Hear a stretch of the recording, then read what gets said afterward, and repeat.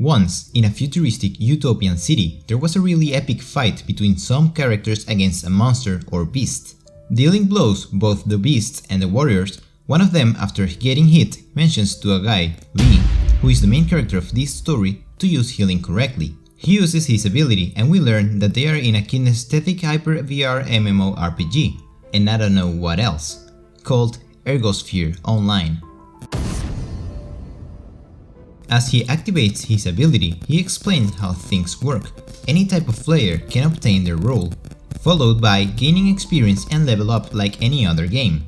You can become anything you want, ranging from knights and archmages to as far as your imagination can take you, which is why the motto of the game is as follows: Awaken the new you. Currently, the game is very well received by the audience, with 20 billion people playing with their respective roles on a daily basis, enjoying a life of fantasy. Even so, our protagonist is not entirely satisfied with the game, as he has a rather boring role, the worst you would choose in a virtual world of high possibilities. The rest of his teammates treat him like rubbish. He is only the team's healer, and a very bad one at that. Lee proceeds to heal them, but he stumbles, which angers the rest of the team and is the trigger to make the dragon reach its maximum level, and win the battle thanks to this oversight. The dragon attacks each and every one of the team members, who finally burn to death. The team leader was disappointed.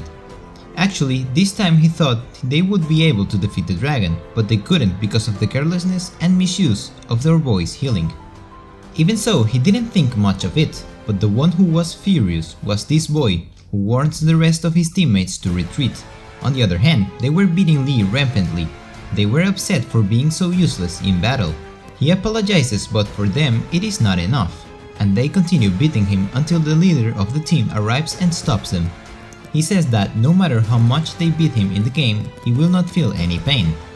Lee gets up from the floor and continues apologizing. If it wasn't for him, they would have won for sure. The leader just smiles and tells him not to worry about it, that after all, it was just a game to have fun.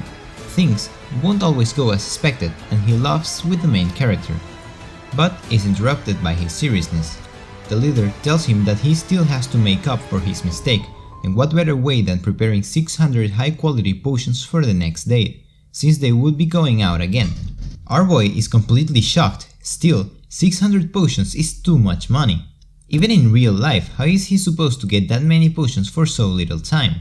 The leaders and the others pay no attention to him and start talking about plans they had for that night, yet Lee was worried about the 600 high-quality potions for the next day. The leader tells him that they will trust him and leave everything in his hands, that he better have them ready. Otherwise, he already knew the consequence if he didn't.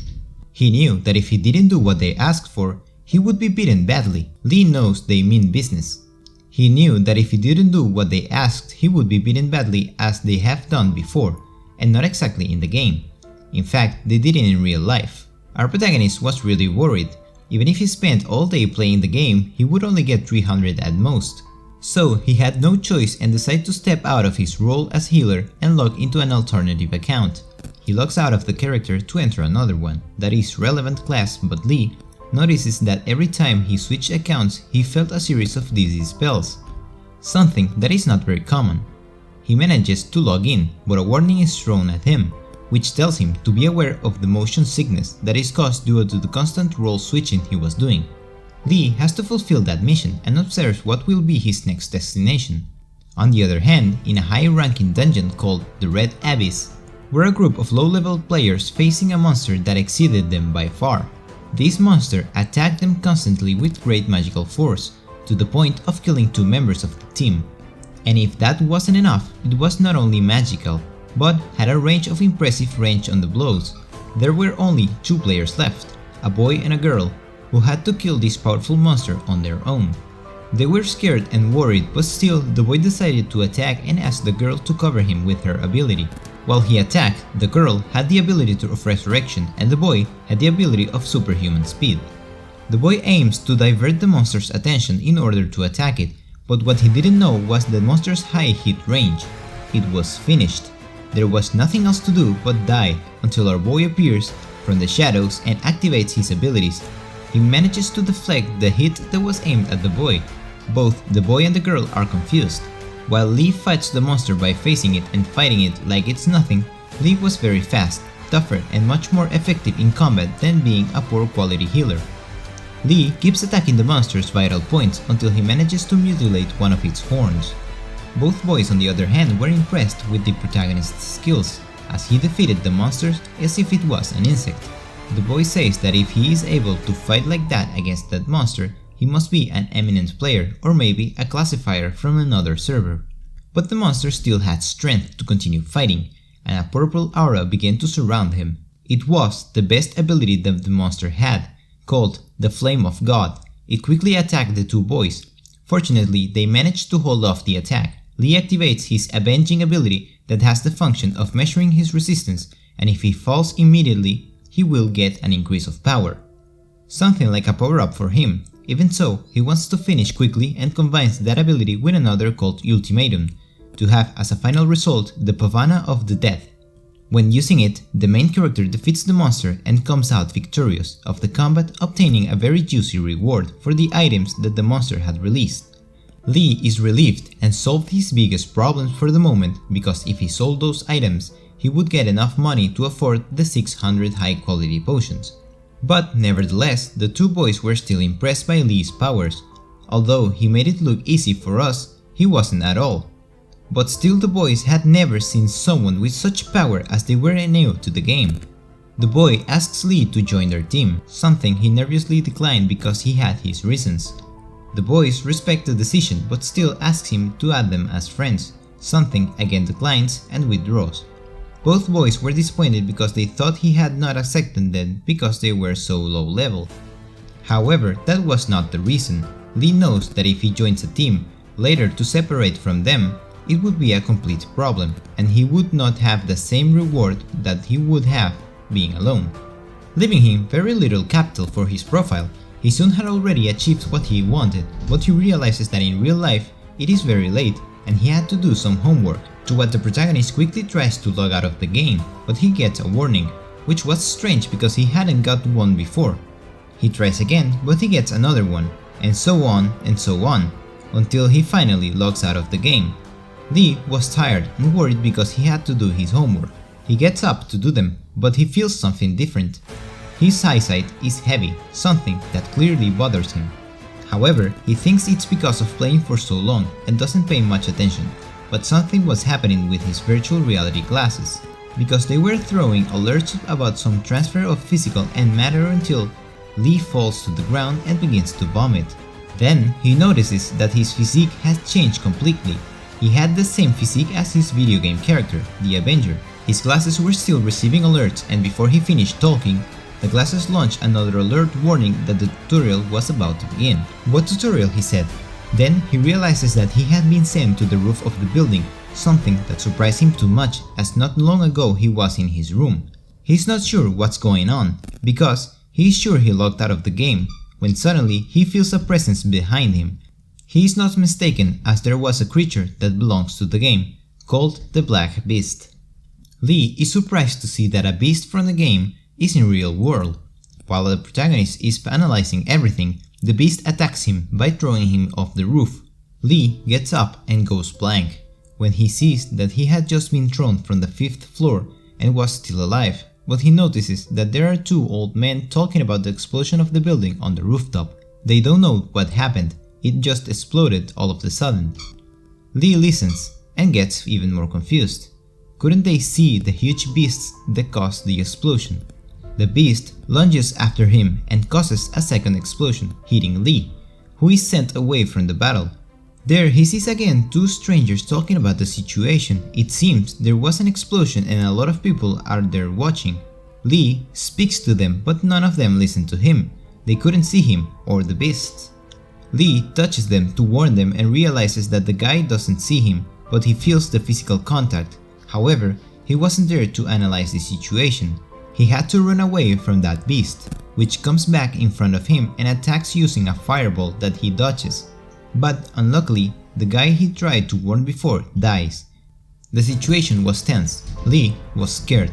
Everyone around was running and screaming. Lee is scared and all he can think about is running and running away. The fear was overtaking him. But as he runs, he has flashbacks of how he always ran away from others and ended up getting hit. It was time to stop running and finally stand up to do something. He and the beast are facing each other again until Lee feels a familiar sensation. It's the same feeling he gets when the game's abilities are present. He deduces that it's like in the game and decides to attack with multiple of his abilities and takes out one of his weapons from his inventory and fights the beasts to end up defeating it. He was relieved. However, the player's screen appears and tells him that he has completed the tutorial, and as a reward he will be given some very good prizes, something that leaves Lee blank, who has the option of receiving both a lot of money and points and some mystery boxes. Lee is thinking about which of the three to choose. He thinks about the money, but what if the others were better than that? The system makes him hurry because if he doesn't choose any of them in the next few seconds, all three will disappear. Lee thinks wisely. Money is the safest thing in a situation like this, but even so the system keeps rushing him. He has little time left. Lee takes a risk and decides to choose the 3 mystery boxes, that even he doesn't know what they have. The next day he is preparing breakfast, while watching the news where they talk about the incident that happened to him, because they did not see him or the beast. They thought it was a terrorist attack. This confirmed to him that he was not dreaming. What happened with that beast had really happened. Suddenly, his sister arrives at the house and he receives her with great kindness. Even so, the girl does not quite trust him and asks him who he is, and she does not recognize him. He knows that this type of situation can happen and tells her that it is her brother, but she still does not believe him and starts to threaten him with a stun gun. She knows that her brother looked like a small kitten. Lee evades the touches and tells her that it is him, and that he has how to explain and start to name things that only they know. She still didn't believe it until Lee told her his biggest secret, in which he insulted his parents before dying. He still felt bad about it, and that the secret he had only told her. There was where the sister knew that it was her brother, and she asks him how he has that physique and size. He only tells her that he woke up like that with his wounds. She knows that she cannot tell him the truth because it would worry her. Even so, she tells him that they should go to the hospital because it could be something bad. But he tells her that if she didn't believe him, being her own sister, in the hospital even less. The sister understands but still tells him that at school they would not believe what he says, and he would only end up in a bad situation. But his sister says she will help him with that and will speak for him at school. Lee goes to get ready to go to school under the obligation of his sister, who has still threatening him. In the school and all over the city, the news was spreading about what happened the night before. Some said terrorist attacks and others that it was the beginning of the apocalypse. Even so, it was only unknown. This girl who was watching the news also goes to the same school as our protagonist and walks to class with her friend. In the school, Lee arrives accompanied by his sister. The girls see him and do not recognize him. They think that maybe he is an exchange student. But this girl knew him. She did not know from where, but from somewhere she knew him. In case you haven't noticed, yes, this girl is the same one that Lee came across in the game fighting with that monster. Lee was nervous, and to make more time he tells his sister that he wants to go to the bathroom. But in reality he was worried about what the others would say. They wouldn't believe him and he would end up in the police matters, something that scared him a lot. In the bathroom, and because of the pressure, he decides to open one of the boxes and use one of the items in case something happens, and a kind of crystal with a purple orb gives him a mind control ability, followed by an ability called Ocular Captivation, which has the function of putting monsters and NPCs in your favor in the game.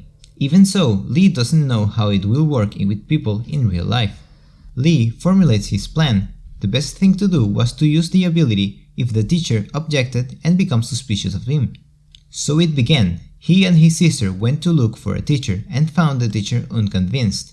He had seen situations of students changing during the holidays, but not overnight. The sister assured him it was him, but he still didn't believe her.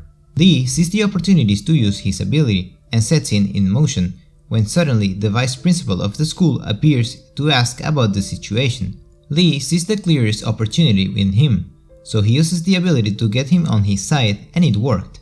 Only he was very upset, shouting that Lee has to be accepted without discrimination because of his rare disease. Everyone around was blank. They were still suspicious, but the one in high command was him. So he was accepted in the classroom. The principal was still upset. He was shouting about Lee's situation to the point of crying. He was worried because it was not possible that someone would buy into that story of rare disease. Even so, he leaves and Lee is left with the class. Everyone is surprised and swears that this is not Lee. Or maybe it is, but what have he done to have those qualities? Everyone asks him and they begin to doubt the supposed disease he had. Lee was worried, so he thought about using his ability for something else, but however, he gets help anonymously from this girl.